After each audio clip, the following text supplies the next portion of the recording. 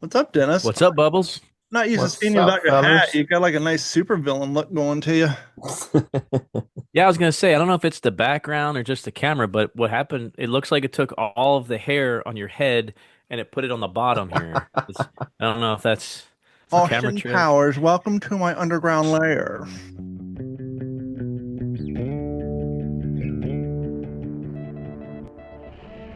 Digital 410 Media proudly presents the What's the Scuttlebutt podcast with your hosts, Don Abernathy, Jeff Copsetta, and Dennis Blocker. Welcome everybody to another episode of the What's the Scuttlebutt Podcast, your favorite World War II based podcast. And we're here a day late, but not a dollar short because yesterday was a holiday. We took the day off just like the rest of you, but we're playing catch up. And Jeff is back with us.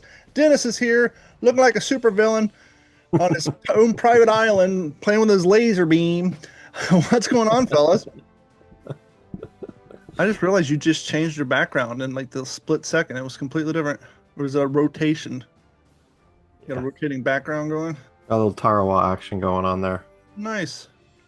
So, Jeff, you've been super busy, fella. What's been going on?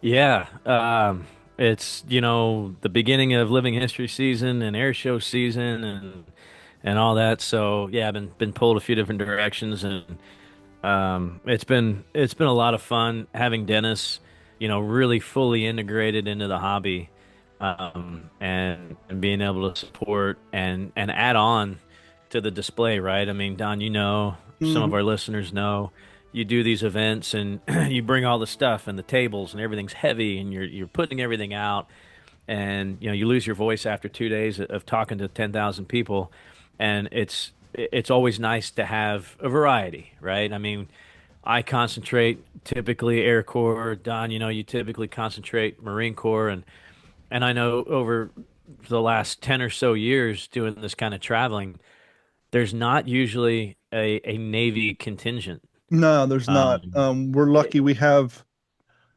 Sadly, he just passed away, and I'll talk about at the end of the show. But we had one guy down here who did a lot of it. And when the USS American Victory, the Liberty ship in Tampa Bay, would actually go out on the tours and float us around Tampa Bay, he would do his Navy impression and did a quite very good job at it. But yes, it's very true. Um, Navy impressions are one of those that aren't done a lot. Yeah, and it's odd because Navy was such a huge force. It was everywhere in the world, right? I mean, obviously you do Marines, it's PTO. But yeah, I mean the Navy was responsible for so much in World War II and lost so many, there were so many casualties that were Navy and related. So it's refreshing to have Dennis come out, not only as having a good friend, a fellow, podcaster, but to have him side by side to add to complement the displays that we travel with has really been it's just been cool. And I gotta say, I think the coolest thing so far here this year and the start of Living History season for us was watching Dennis become the inheritor of artifacts from another reenactor. I mean, watching it, Hand me down. watching stuff be dumped on him, handed over to him. He is now, responsible for it because somebody else saw Dennis as, it happens, right? People are like, you're the person that can take care of this and appreciate it and build it into your display, tell the story. And, I've been very lucky with that over the years. And to sit back and watch somebody else light up when they're opening this briefcase of Hmm. all this amazing stuff, Like the scene in it's Pulp just like, Fiction when he oh my opens God. the briefcase and the light hits his face. I just came up with the term one man's duplicates is another man's impression. And he just got his impression built out. Because when you've been in the hobby as long as we have, what tends to happen, you'll be walking to the flea market, like, I got 13 haversacks, but that thing's cheaper than a reproduction. And say you buy it, throw it in your, the next thing you're like, why do I have 13 haversacks? I know, I'll take 5 of them to the next event and offload some of them or give them away depending on how close that person is to. So yeah, that's part of the community of this hobby. And we've had a lot of reenactors on this show over the years, but I don't think we've had a new to the hobby reenactor, right? Most of the people come on here once they've done it in a while, they've had their spiel down. So Dennis, as someone who's new to the hobby, and you're starting to get more and more acquainted with the people in the community, and you'll learn this. It's a small community, especially in your city, right? And so as you're going to these events, like you start to recognize faces and names, and you start to form your own little cliques and groups of people. Coming from a historian and an author and brought into this hobby, what's some of the things that either surprised you, stood out to you, or the things that you noticed or enjoyed? Just give us a fresh eye look into the hobby and what other people who are thinking about getting into living history could look forward to. I think that one of the coolest things that I got to witness, and one of the things that really stood out during that weekend, because that was the first time that I had my own impression, and I had 3 tables, and it was a great setup too. It was Wade and Jeff came up with this idea of making our displays in a circle, and or more of like an oval, and so we were on the inside, and then all of our tables pointed out, all of the materials, and I had display boards and things that people could flip through, and then they had all their great stuff. So people were just continuously circling these tables, and they'd come back over multiple times, and it was a blast. But when you asked something about something that surprised me, it was seeing in the face of a woman in her 60s this shock, and watch her face drain when she looks over and sees Jeff. And immediately her eyes filled with tears, and she started to smile, and she said, "You look just like my dad." Wow. And was it her dad, Jeff, or was it her grandfather or uncle? I think it was maybe her uncle. Yeah. And it was a beautiful moment for her, because it was like he was alive again. And she got to, for that split second, see, and it was like, oh, there he is. Right? What's he doing here? And then the realization is that, of course, he's gone. But that split second impacted her so much that she asked Jeff if they could take multiple pictures together, and she was going to tell her family. Am I right, Jeff? It was very powerful. Yeah, it really was. And as you know too, that's the second time that's happened in the last couple months. We had a woman come up when we were in San Antonio, and it was her father That's that right. served, and she was retired Air Force. He flew, I want to say P-47s. She showed me a picture, and the whole 9 yards. And she kind of got a little teary-eyed. But yeah, the lady in Dallas, it was like, I almost was like, what happened? Because Yeah. I didn't know, you guys were talking, I was talking to somebody else, and so Dennis was facing out of the hangar, towards where the ramp was, where the aircraft were parked, and then we had static aircraft inside, so I'm facing inside as the people come through the foyer, so we don't see each other's conversations a whole lot. I just happened to look over, and yeah, she was just kind of looking at me. She was there with her husband, and yeah, at first I thought there was something wrong, like, oh gosh, what happened? Was there an accident outside, something? Um, I had no idea. Yeah, it was just this emotion, just her seeing me, and her husband pulls out his phone, and I think pulled out a picture of her uncle and shows Dennis, and you were like, wow, okay. And then they showed me, and she said he flew B-24s, and she said, could I get a picture with you? I said, she's absolutely. I said, let's go take a picture in front of the B-24, fitting. And so I gave him my business card. I said I'd love to have, a copy of that and the original of the uncle. And they did that side by side thing and emailed that to me. And yeah, I mean, it's why we do that. Mhm. This is why we do that. And um, it just keeps those guys immortal. And of course, right now on the heels of Memorial Day, there's no better time to help conjure those types of memories for people who had family that served in World War II. It just gives you a deeper appreciation. This goes beyond, we all grew up watching movies and playing John Wayne, and you want to be all of these things that you weren't, and that's fine. But it really kind of reiterated the true reason why we do this. And I will say that there was some resemblance. The picture, the side by side, our crushers are cocked almost identically the same. Of course, it's the same uniform. He had a mustache, so it was just there was some resemblance, but I definitely get why it struck her like it did for sure. Sometimes I got to remind myself, and I think probably a lot of our audience probably has forgotten this too.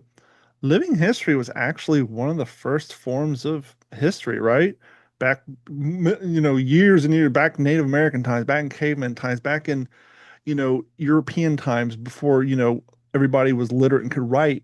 They would tell stories verbally, and then they would have the members of the tribe reenact the battles that they had with other tribes, and all the way up through history. Yeah, it wasn't about World War II, but retelling the battles of how their tribes or how their grandfathers got to where they were in that point of history, because people weren't literate. It was done through dances, motions, reenacting battles, different format, but at the end of the day, it's all very similar, and it's one of the truest forms of history, and it's kind of important of why we need to help keep that alive.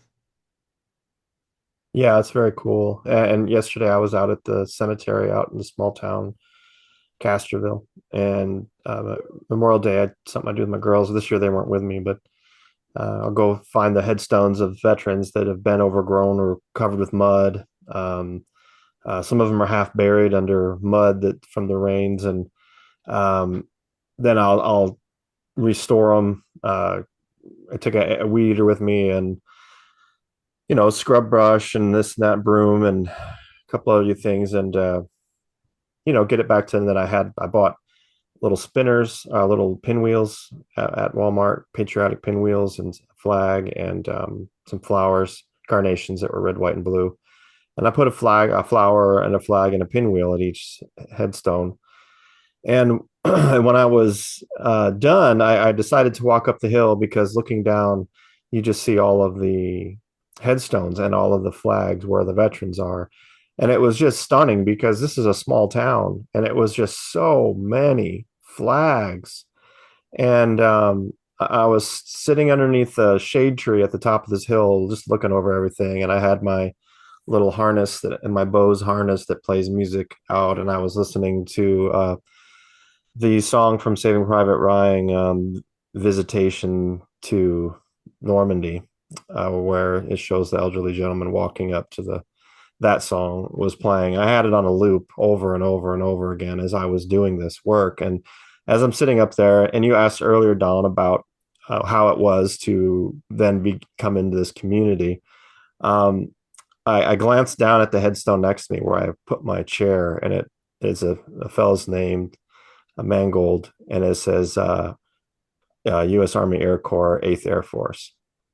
And immediately I was brought back to the weekend up there in Dallas, and the privilege I had to be there with Jeff and Wade, and it made me very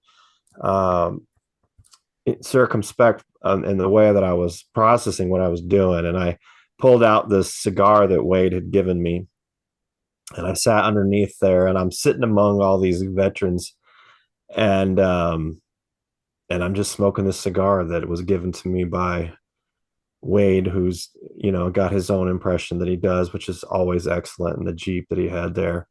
And I made a little video, and I sent it to Jeff and Wade and told them, and I mentioned the other guys that I had met. And it's interesting you said that, Don, because that's who I thought of out there. For some reason, I didn't think about my grandfather as much as I thought I would. And I didn't think about my great grandpa who was killed at Aachen. But I thought about what we do is so important, because it keeps all these guys, it keeps them alive, and it keeps their stories going, and they're not forgotten, not by us. You guys were talking about cleaning gravestones, and I saw a quick blurb on the story today, and it didn't even really, I was like, well, that's cool. But I think it goes in line exactly with what you're talking about. We can all agree that politics in this country are a mess right now, but check this out. I didn't know this is the fourth year doing this. In the early morning rain, a group of congressmen, some of them still in suits after an all-night voting session, cleaned the memorial of 58,000 Americans killed in the Vietnam War.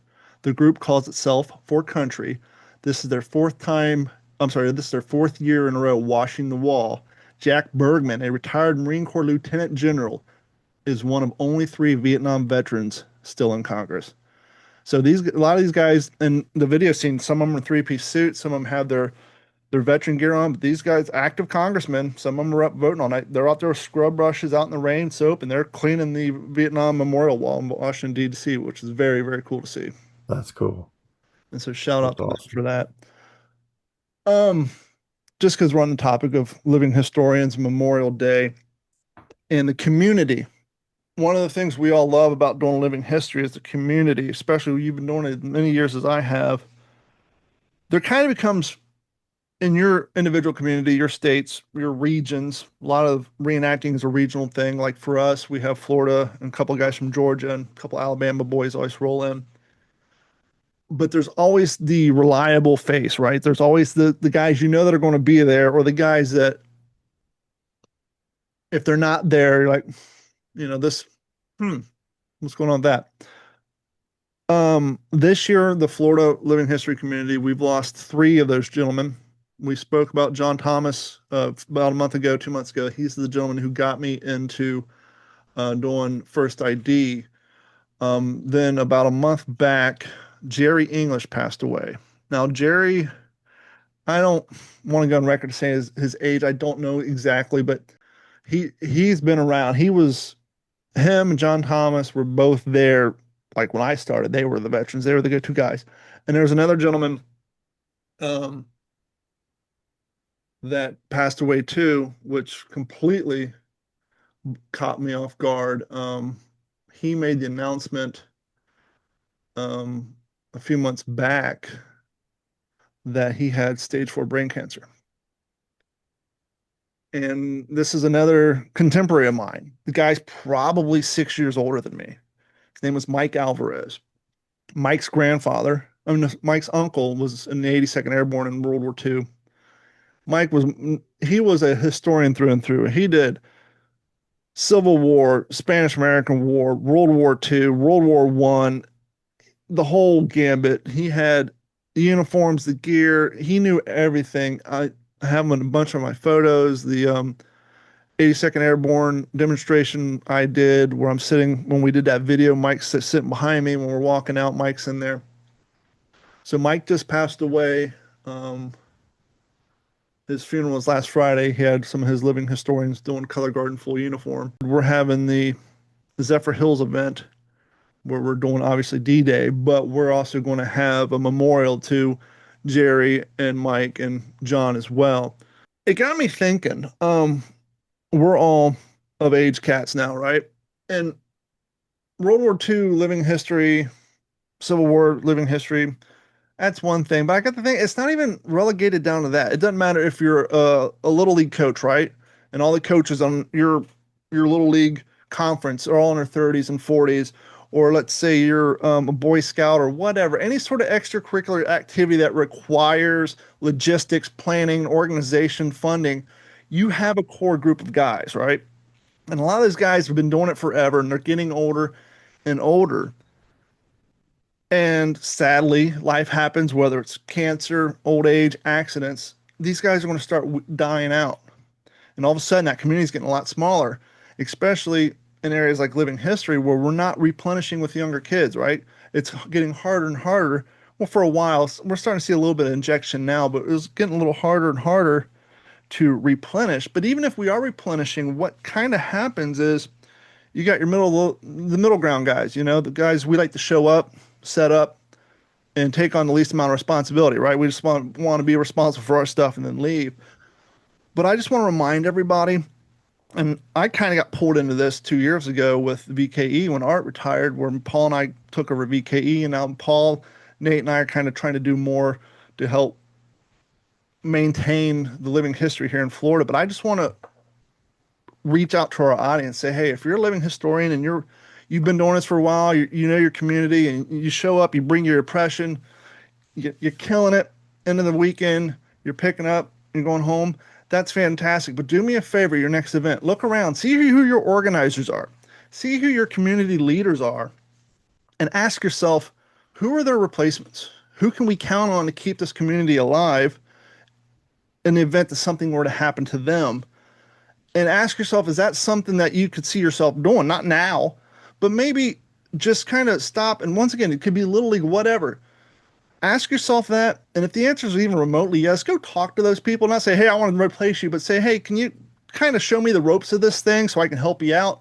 And that way, when those cornerstone people pass, it's important for the love of the community. And as we say, keeping the history alive, we need to have people we can count on who are ready to step up if the moment calls upon them. And it's crazy to get where I'm at that point now where it's like, I don't look at my age as like 46. I don't think that's old, but it's like in the last 5 years I've known 4 people now in their 40s who've all passed away. And it's kind of like not so much a mortality thing, but when it comes to this sort of thing, just if you guys love your living history community, your book club, your bowling league, your Sunday softball league, whatever it is, just get to know the people who organize it and just ask yourself, for the love of whatever it is, would you be willing to start learning those roles so that you can take the place to help your hobby, your community live on in worst case scenarios? Because I think a lot of people, showing up is cool, but sometimes if the organizers aren't there, there's not going to be an event to go to. So just put that out there in the ether, maybe to help revitalize some of the living history communities throughout the country and world. Yeah, I think that's part of good leadership too. I mean, I learned that in the Army when every time you're getting promoted, as you go up, you're looking down, grabbing the next guy and bringing him up with you, right? As you make E4, he's E3, and then when you make Buck Sergeant, you're pulling him up to be a good specialist, and so on and so on. So yeah, absolutely. I think that's every leader's responsibility to be able to name their replacement, or at least have a plan in place to where in the event of something drastic, whoever does come in is not caught off guard. And I think that's important. That's definitely a lesson I learned over the years as not a very good administrator. I'm not an administrator. I don't keep good records. Anybody who knows me on social, like, wow, I did all these amazing things. I don't even have a picture to prove it, right? I don't document what I'm doing. I'm living the moment. Yeah. I'm not taking pictures of it.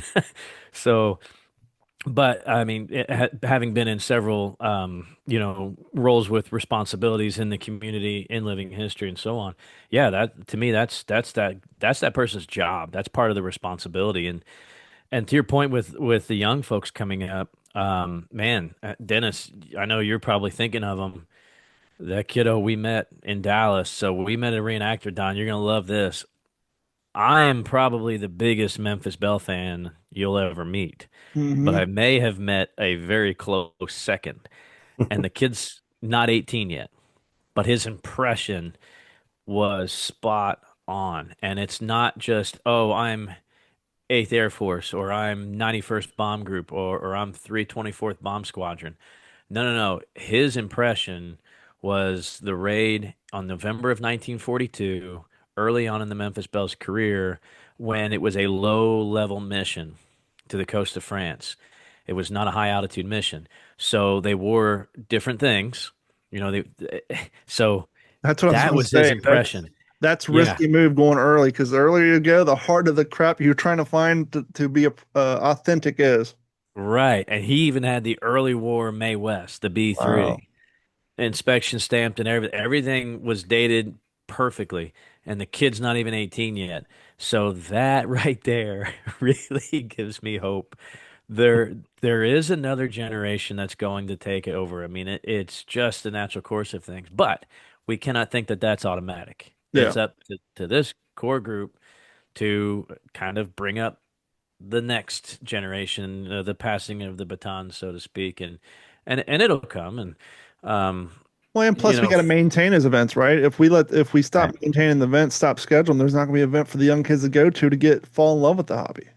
Right. And that's the other problem, especially, I know I can name 2 museums in Florida over the last 7 years that have closed up. One of them was a beautiful museum up in Lakeland, Florida.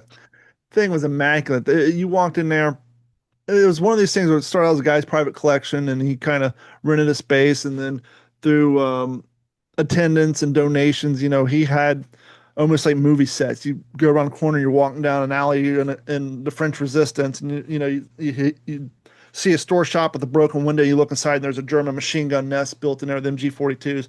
If you go on my Facebook page, go back 12 years, you'll see photos from there. Guy passed away. Family was like, "Whoa, this is way too much for us." Only thing we can do is, liquidation sale. And it's kind of like the old meme. What's the old meme? My biggest fear is when I pass away and my wife sells my guns for what I told her I paid for them.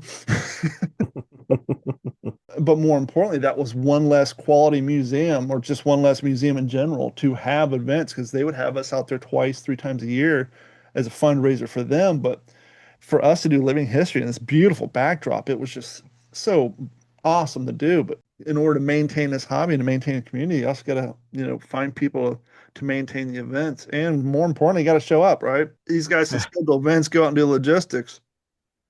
I remember after my first tactical, Mike Blosky did a Marine Corps tactical, and it was awesome. We did another one a year later, and the attendance was down.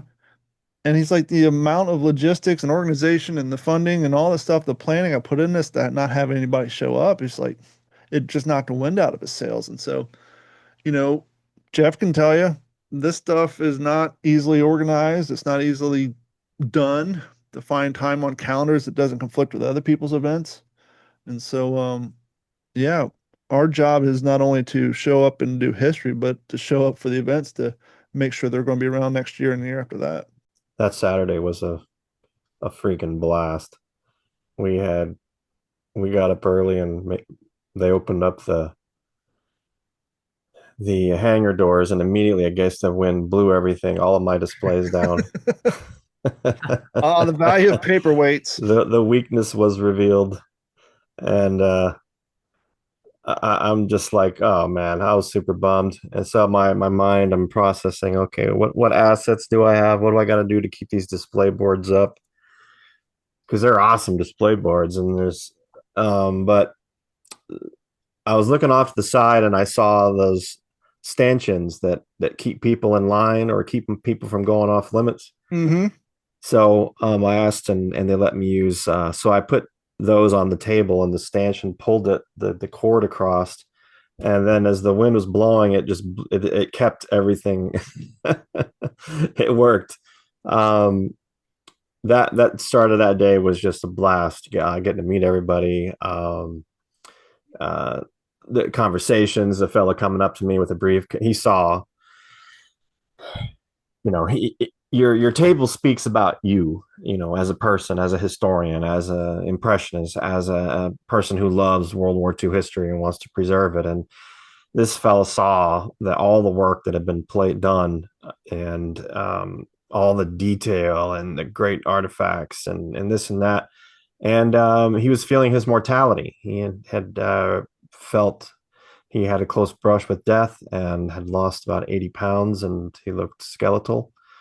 And all the next thing I know, he's coming up to me with this briefcase, and he's like, this is for you. And I open it up, and it's just chock full of World War II stuff, and it's all Navy related, and pictures and dog tags and medals and ID cards, and like so much. Stuff And would have taken you years to track down, especially nowadays. yeah, for sure. And and it was exactly what Jeff told me was going to happen, is that people are going to see what you do and the pride you take in it, and they don't know what to do with some of this stuff, and they're like, here's the perfect repository. And then the benefit is that your display gets better. After that, then and more unique, because your display is built off of real artifacts that someone has collected 30 years ago, and you're not buying the same stuff that everybody else is trying to scoop together off of eBay or the reproduction stuff. To have something walk in that this guy probably has spent 20 years tracking down different locations, it's going to make your impression, your display, so much more unique than the next guy. Not that a lot of people are doing Navy, so you have that too. But yeah, you just can't beat a homegrown collection that someone has spent years organizing, especially if they started years ago. It was yeah, it was pretty awesome.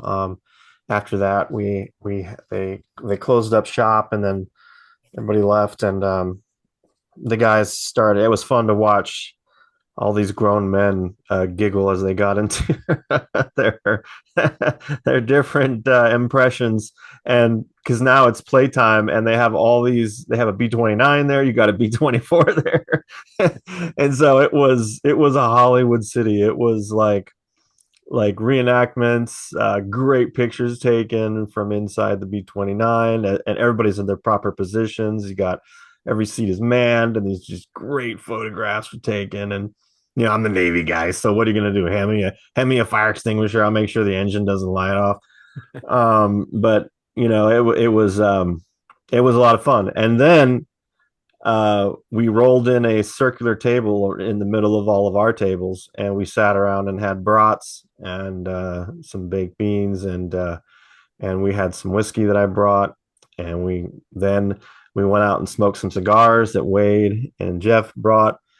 And then, as if that wasn't enough, Jeff, what did we do then? Well, I busted out the old projector, and on the back of the hangar door, we watched an amazing documentary that Dennis had introduced me to, and of course, with all these Air Corps guys here, and none of them had seen it. And we can't forget about our one boy that was set up in the foyer, who, I mean, he had his grandfather served in the 91st Bomb Group. So he had his dad's bomber jacket and dinghy whistle and all everything that would have been pinned on his uniform, all the different sets of wings, and he had all kinds of stuff. And he's got one of the only complete survival kits in the country. He thinks there's only four correct complete survival kits with the correct fuses and everything, right? So the guy's like super collector. And he hadn't even seen this documentary called Target for Today. So yeah, we put it on, and man, yeah, I went and popped popcorn. yeah, it was great. I mean, I have to say, Dennis was a great sailor because in the morning he's pouring us coffee and he's making us breakfast and waffles, and he fluffed our pillow on our cot. It was great. It was. But I have to say this. Speaking of exposing, seriously though, speaking of exposing weaknesses, here's what makes Dennis's display really fantastic. I've been in education for several years now. Um, I put a bunch of stuff on a table, Mm-hmm. right? If I'm not there to talk about it, people look at it. Dennis's is there to educate you. And that's what really seeing his display, it just kind of Interactive. go, huh. Yeah, it's interactive. He's got things, he's got the ships that you can flip over, the wooden ships, and it gives you this information, the display boards. Yeah, in the wind, they're tough, and he's going to find out other ways, but it definitely has made me think, and I think I mentioned it to him that weekend, like, man, I just got a bunch of cool stuff spread out, right? And a Jeep for people to sit in, but like, I need to work on that. I need to work on what is this stuff?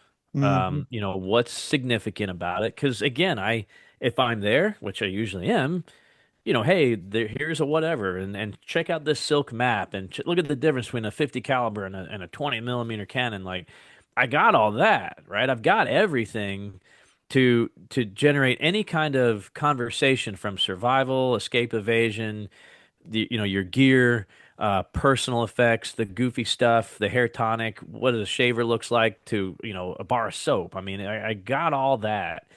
But you take me out of the equation, and nobody's going to really learn anything. Dennis doesn't even have to be there, and the people are coming by. They're reading everything. So that to me is the value of his display. Is it's educational by itself. Mm-hmm. And that definitely showed me that I've got some holes. As cool as my display, that's great. I've got some holes. And I think it's the lesson that any reenactor who does any kind of a display can learn, because that's typically what we do. They put up a small fly tent, or, throw out a bunch of field tables and foot lockers and whatever, and it's stuff.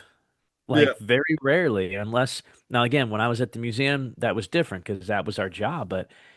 But Dennis is really truly like it educates you, I think and that's been inspiring. a lot of us get so caught up in the chase of the artifact that when we get it, we're just rummaging through all of our stuff the night before, right? Oh, I want to do this impression, I need this, and this. You throw it in your duffel bag and you get there and you just lay it out. You're like, cool. But then you have the people like Dennis. John Thomas was one of those guys. He was a craftsman.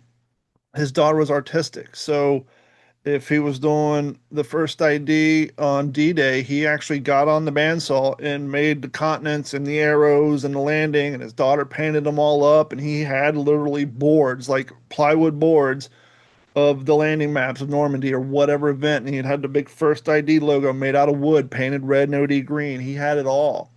And he was really where, basically he took two hobbies and squeezed them together and added his kid's hobby into it as well. And yeah, it's a lot of us need to sit down and think, what are my other strong attributes and how can I, as Jeff just beautifully said, kind of make my display stand on its own if I'm over here talking, because you may not even be away. You just may be in one of those conversations where somebody's really in it. And then you got Steve and Betty standing over here just looking at a table, getting ready to walk away. But as you said, if you kind of a miniature self-guided tour of your table, Jerry, Jerry Oxley, another guy, he's really good at this.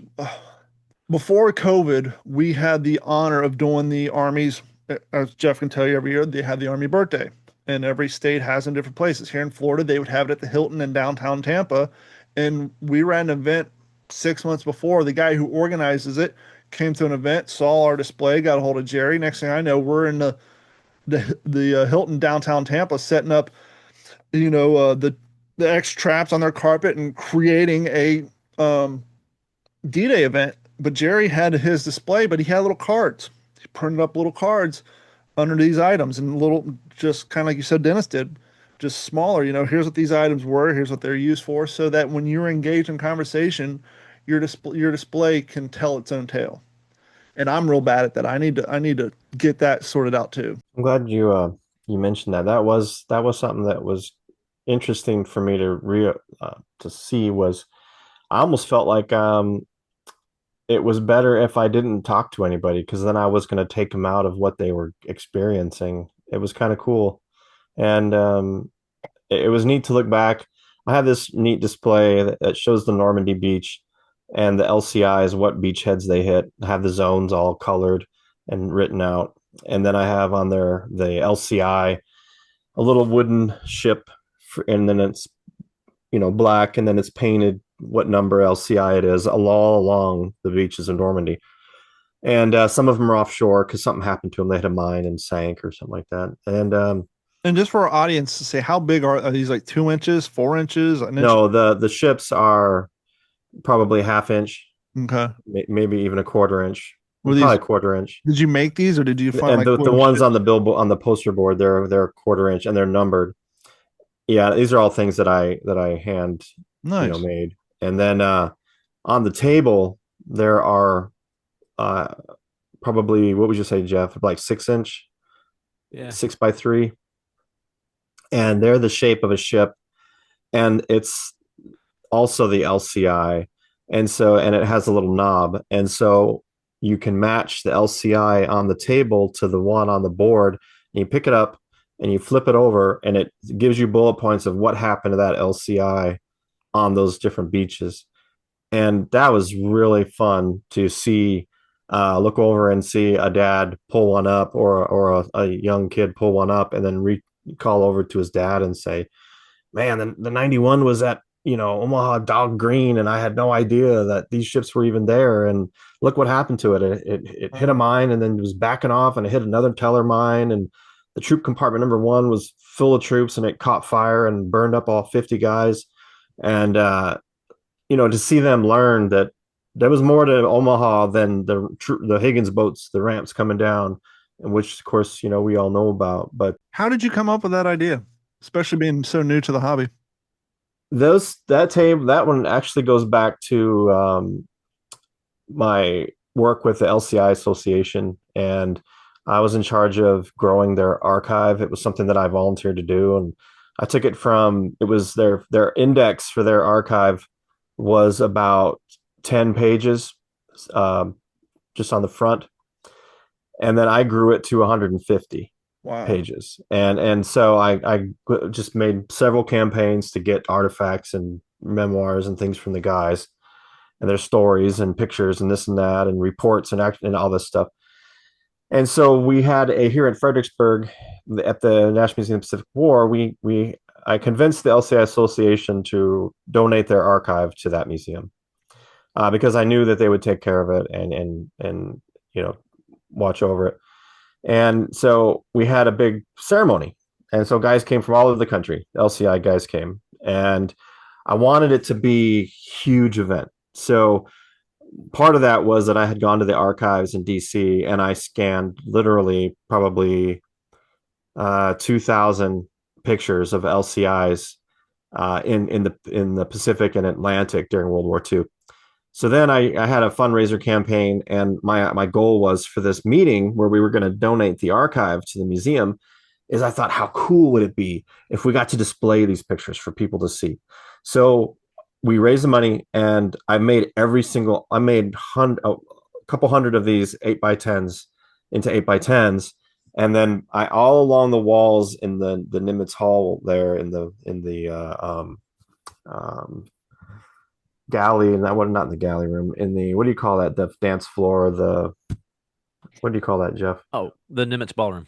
The ballroom. There we go. Thank you. Yeah. All along the walls of the Nimitz Ballroom, they had these cork boards, and they were covered with burlap, and it was perfect. And so I just had Palau over here, and I had, the Philippines and Okinawa and Iwo Jima, the Marianas, Normandy, Italy.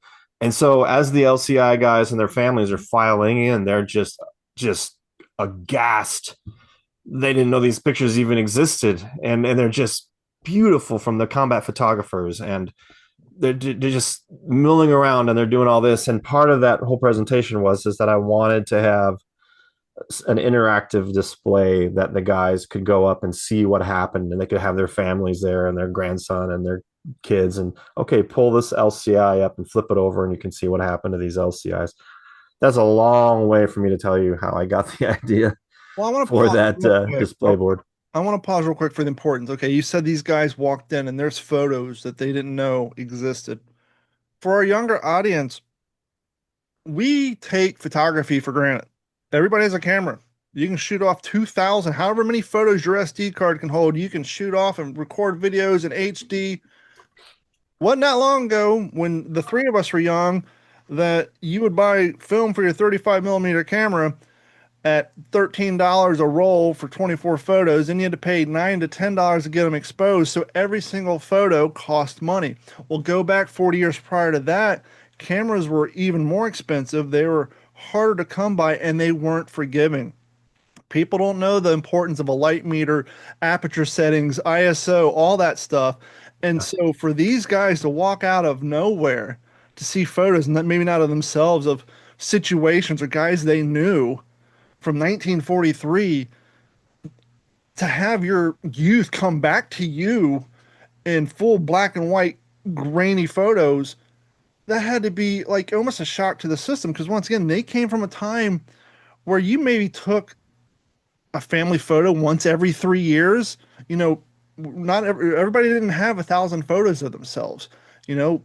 Most of these people may have had 1 or 3 photos from themselves between the age of 10. That's right. I don't even think school photos, at least high school photos, yes, but I don't even know if elementary school, middle school photos were that common at that point in time. No. For them to come and see photos of a time that was long forgotten almost, and to see these just had to be completely just almost, I don't even know how you would describe that.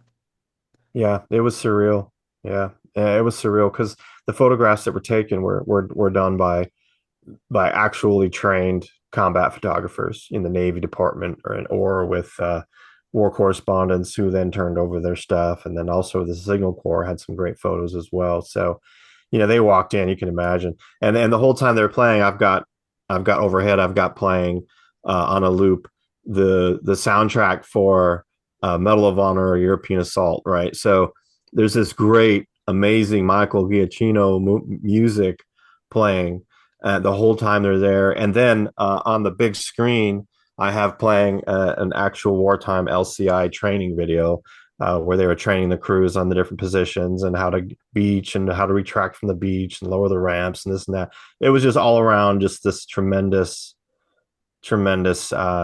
display, and I was really proud to be a part of it and pull it off. And it was a lot of fun.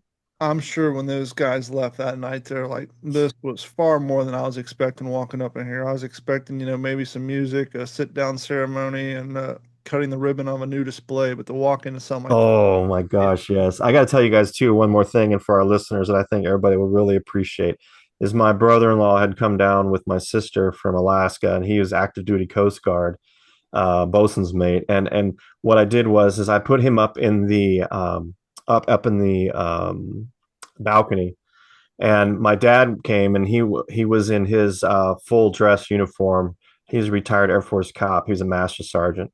And so what I did was I knew who was going to be in the audience as far as the LCI guys. And so my dad got up there and he called roll.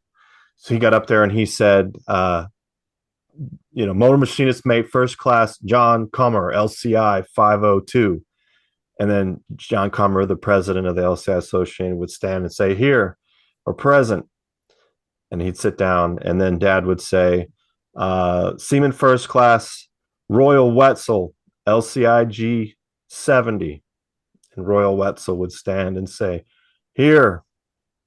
And then Dad would say, Seaman first class, Robert Minnick, LCI 449. And it would be dead quiet. And he would say, Seaman first class, Robert Minnick, LCI 449. And then my brother-in-law stood up in the balcony and he says, Master Sergeant Blocker, Seaman first class, Robert Minnick is not here. He was killed in action at Iwo Jima. And then he would call the next guy who would stand in the audience. I'm telling you, I got goosebumps city right now. It was something we will never forget, as we listed two guys who were there, and then we listed a guy who died at Normandy or a guy who died in the Philippines from a kamikaze attack. And my brother-in-law just booming with his voice. Nobody better to do it than the bosun's mate. And then he's up there just, it was something I'll never forget. It was amazing. And then, and then plus you're surrounded by all these photographs and the video. I was just so, yeah.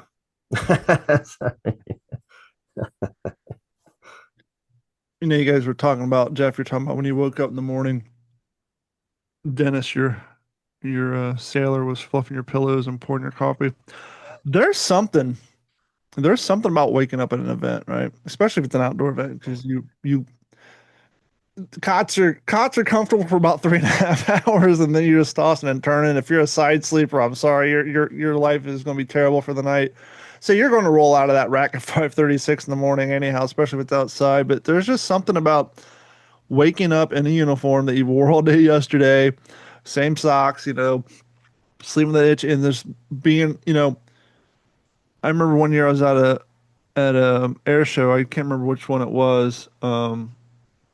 But we were sleeping on the tarmac in the grass.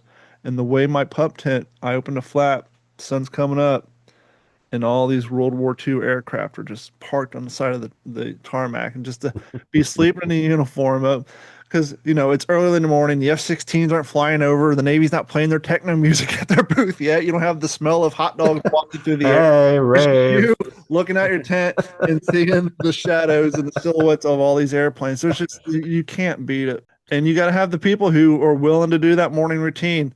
Especially if you guys are camping out, someone has to be making the SOS and making the coffee, because people are going to be hungry and they're going to be wanting food.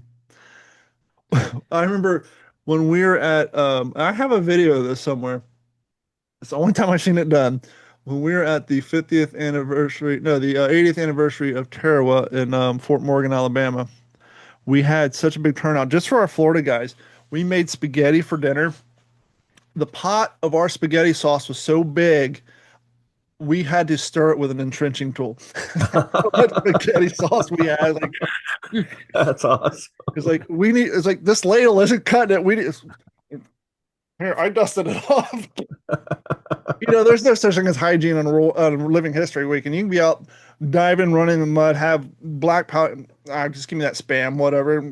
Dirty entrenching tool, who cares? But yeah, I've never seen so much spaghetti sauce that we had to stir with a T-handled E-tool. Without a doubt, the best all-time use of an entrenching tool when making in the sauce. Gonna make it on a podcast. If it works, it ain't stupid. Who said it was stupid? Look, your options are stir that shit with a bent ass spat. Oh! I see the starter kit. Like, are we having absinthe tonight? What? What? Who's having? Man, whoever this is. Okay. You just got one. It's gonna be really weird, but I really want to lick the colors. Look at that. Look at the sauce. Oh, you want to lick it together? Pour that whole fucking thing out. You could hit it with your purse. Jesus.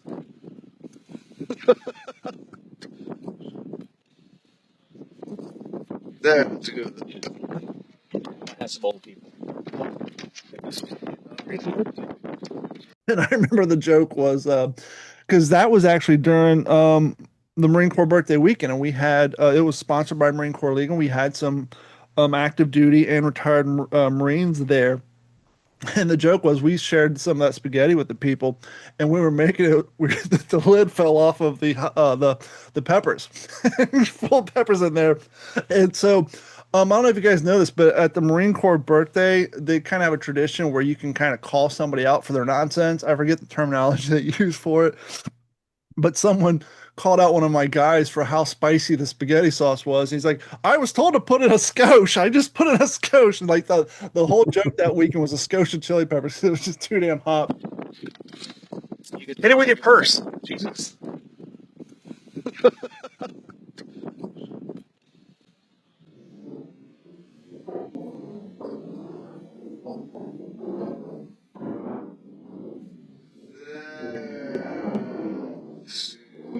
It was so much fun just to, make that much food. But yeah, you have to have someone at an event, especially if you if you have a good contingent of guys, you got 5-10 guys there. Yeah, everybody will pack their Spam and they'll have their K rations, but nothing makes an event better than whether Having a Navy guy that brings a toaster. Hey, still saying, Jeff, if they had it, they would have used it. I brought a toaster and Eggos, and I had breakfast, and to tell you what, they ate it, but it was it's like, man, it was perfect. Now I look back on it, it's like, that's totally Navy way right there. I made my grandpa proud, that's for sure.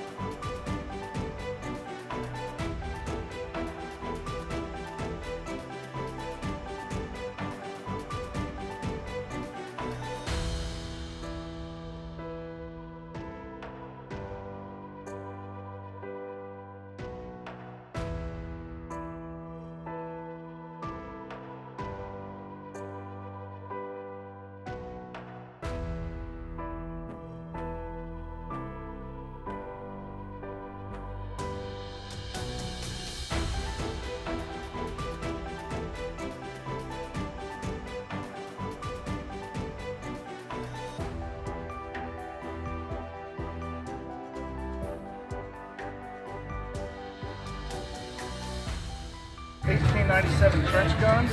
This was first issued in World War I. That's where it got its name. It was used in trench fighting. And it shot buckshot. And the normal trench is about 6 to 8 feet wide. So you can clear the whole entire trench with one fire. Carried on through World War II, Korea, and even in some parts of Vietnam. This holds 5 rounds of 12 gauge buckshot.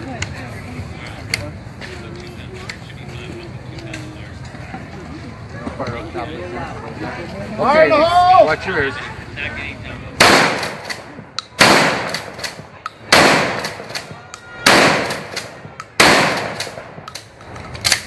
Clear. Just that quickly, we shoot 5 rounds. Technically, you can shoot it faster. If I wanted to, I'd load all 5 and just boom, boom, boom, boom, boom, and clear it out quickly. Very effective. 12 gauge shoots slugs as well as buckshot. Now, tell them what's going. This particular weapon was used by the U.S. Cover yours. This was used by forces training in Florida during World War II, and then they took these weapons across the Pacific and fought the Japanese primarily with that shotgun. Okay. 12 gauge, very powerful. What do you got next? Next, we're going to do. Gosh. What Patton referred to as the finest battle plane ever made, the M1 Grand, issued to the infantry soldiers beginning in 1943 at the end of the Guadalcanal campaign by the Marine Corps. It was issued to the Army first and then adopted by the Marine Corps. This was the primary weapon of the infantry soldier. It has an 8-round clip. I'm sure when you watch Hollywood movies, you hear someone say, "Hand me a clip." You know, most modern day guns carry magazines, but we're used to hearing clips because of this guy right here. It's a clip, holds 8 rounds, loads to the top. Go ahead and load yours. You're going to load it by charging his handle back in the lock position. You see the size of this young man? Okay, we can put him in actual World War II uniforms. The rest of us, too many Oreos and you know, sodas, okay? But he's the real deal. And if you'll notice, that rifle's about as big as him. It is a very heavy, what they call a battle rifle. And the bullet it fires was an unbelievably powerful bullet, very large. You wouldn't have to hit the enemy with more than one of them to disable him or kill him. Claiming the lives of a lot of Japanese. Now this is a fast semi-automatic rifle. The rate of fire depends strictly on how fast you can pull the trigger. We both can now shoot 8 rounds. Hold on one second. Okay, I heard a little laughter when I said Oreo. Okay, I'm just going to leave Who doesn't like Oreos? I'm just going to leave it like that. Okay, I'm guilty for liking certain things. Okay, go ahead. Fire in the hole. Ready? Fire. That ping you heard is the end block ejecting. And this rifle is synonymous for that noise. You know, a lot of folks have heard the term semi-automatic rifles, things like that, assault rifles, stuff like that. These are really not the very first, but they're some of the first assault rifles or semi-automatic rifles. And what you can see is the real advantage of these that we had over our enemies at that time is their primary weapon they were using was a bolt-action rifle.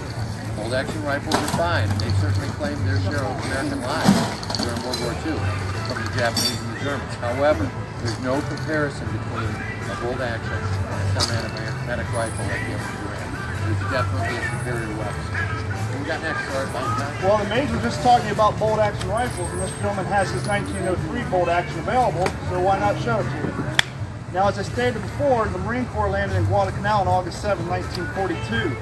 The M1 Grand had not been issued yet. All the Marines had this bolt-action rifle. It holds 5 rounds loaded from the top. You shoot, cock, shoot, cock. Clearly not as fast as what you just saw with the M1. A little bit louder.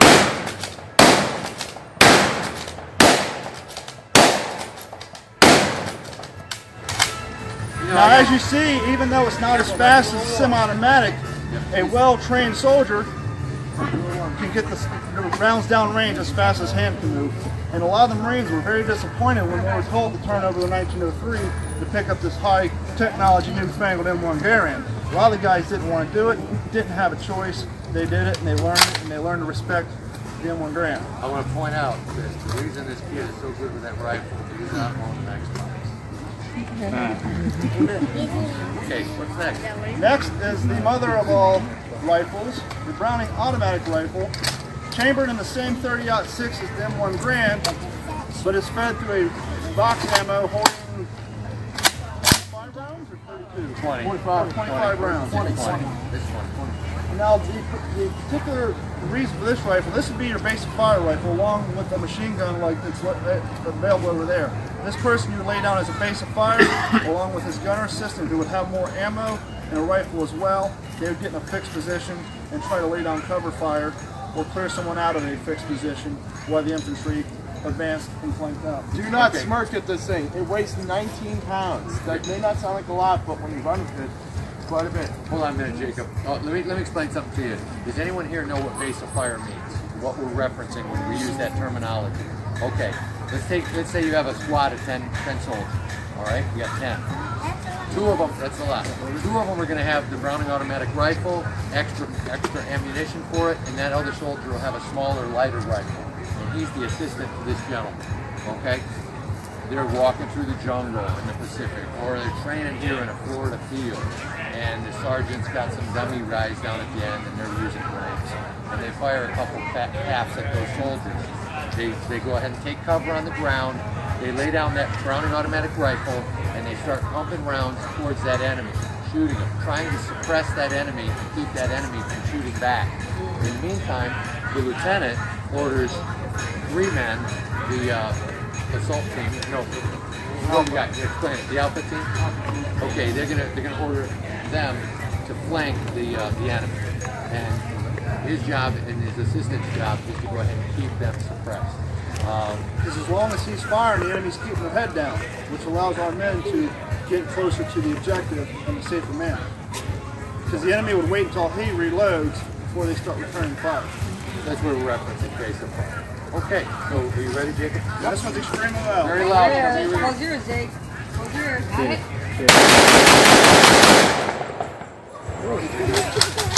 Browning automatic rifle.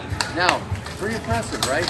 So the 3 rifles that they demonstrated to you all use the same bullet or cartridge, the 30-06.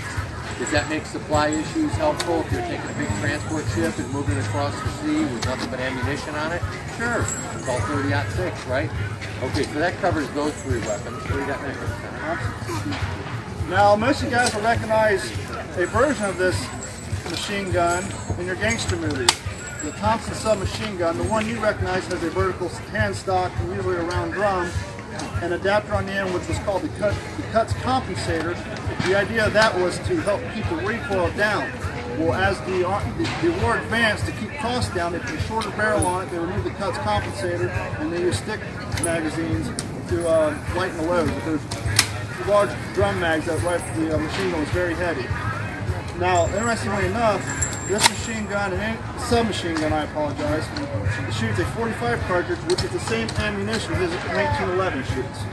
Whenever you hear the term submachine gun, it's because that firearm uses the same ammunition as a pistol of its equivalent. For example, the Germans used the MP40, which shot 9mm handgun rounds.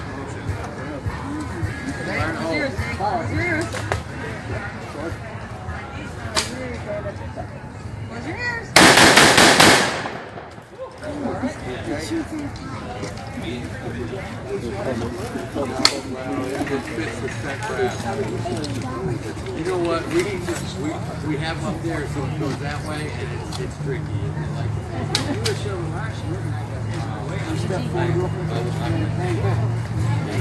I want everybody to thank Angie here. Angie wasn't here this morning, and she saw a bunch of children walking around with spent shells and asked, "How can I have some?" Well, we don't carry spent shells, so the only thing we can do is to produce her some.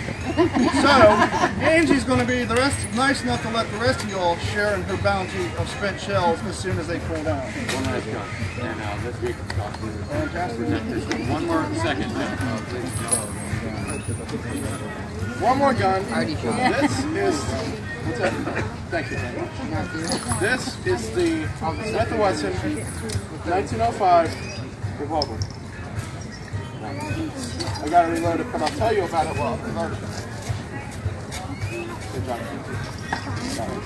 So, the 1905 takes the 38 Smith & Wesson cartridge, which, when live ammunition is small, look at the blanks.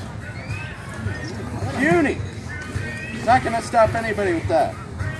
So this gun was replaced eventually by the M1917 Smith & Wesson, which shot the 45 ACP cartridge, much like that, but instead, because it was a revolver, there were ideas that it wouldn't work because it was not a rimmed cartridge.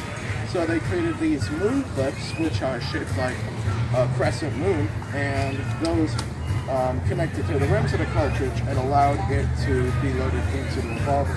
Now that did have the better stopping power of the 38 Smith & Wesson. And the M1917 was also beat out by the M1911. And so, now in most cases, obviously, any soldier or airman is a very preferred weapon by pilots and air crew in case they got shot down. Obviously, they'd already have it loaded up in their holster in preparation. So you wanted to do it for your benefit. And it's a 6 rounds, as you can see in the cylinder. Kelly, I'm going to use your shot. Got a question? What's that slide on the bottom? This is just a little it's for if you have they have these lanyards that you go around your body and you I have one. So, but I just forgot it. So I couldn't find where the cartridge lanyard If you soldier dropped it in the midst of battle, or you're running, or you're jumping over a head. It also made you more stable when you were point shooting. Because if you had it out, you had it tight enough, but it gave you a stable shooting platform. Interesting, isn't it?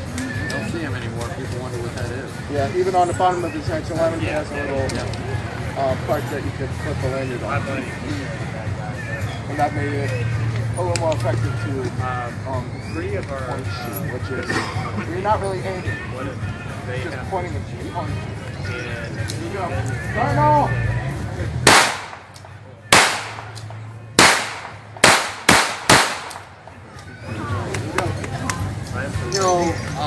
Folks, one more thing. What do we got?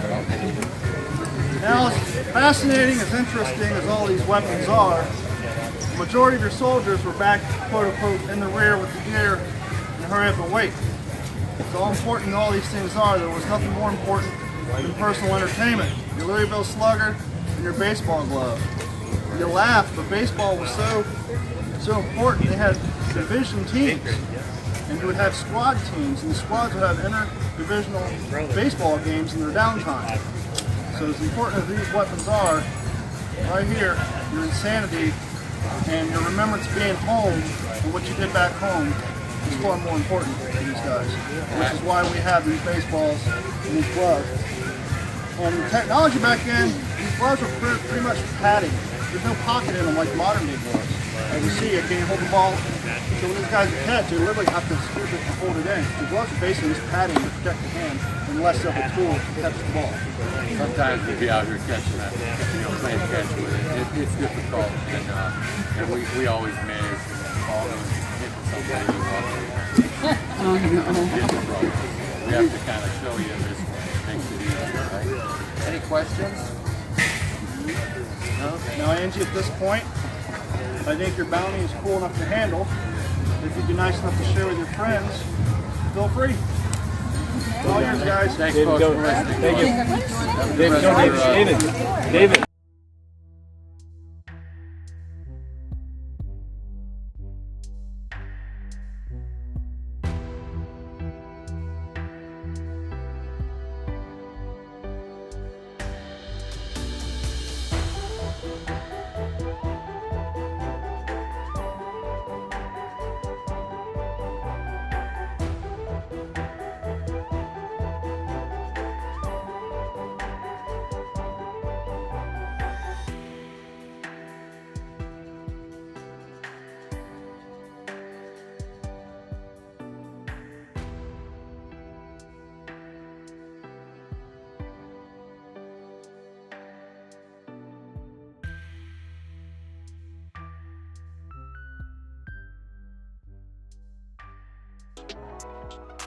This has been a Digital 410 production.